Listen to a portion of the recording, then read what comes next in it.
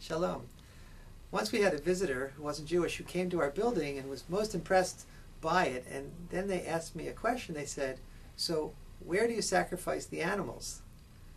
It's an amusing thought, but if you read the Torah, then it's not a surprising thought. The Torah, this week's Parsha Vayikra, describes the sacrificial system, the avodah, the ways in which our people serve God, first in the desert, in the tabernacle, the Mishkan, and then later in a permanent temple that resided in Jerusalem. It describes burnt offerings and grain offerings and atonement and guilt, all the ways that we showed our love of God in service, in avodah. When the temple was destroyed in the year 70 by the Romans, it was an enormous crisis for the Jewish people. The rabbis wisely looked to the past to build the service, the prayer service, around the foundation of what had been in the ancient temple.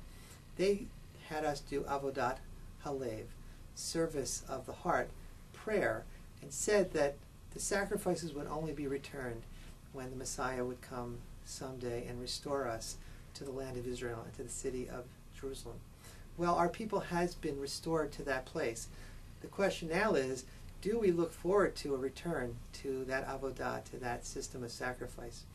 Our conservative prayer book moves us away from that.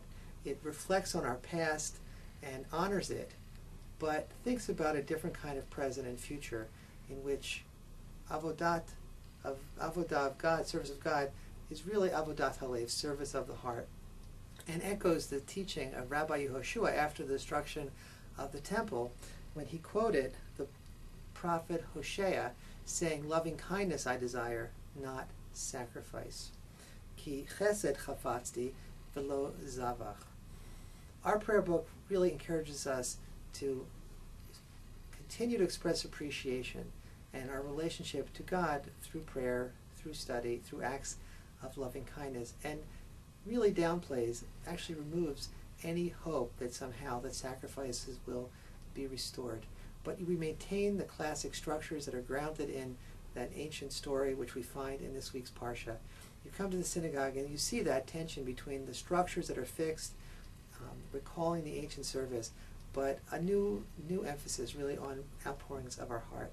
And when we leave the synagogue, we hope that you find that same sense of stability that's provided by a tradition which is so deeply grounded and rooted, but also one that's in which we really get to act in the world with kindness and also express ourselves and from our hearts.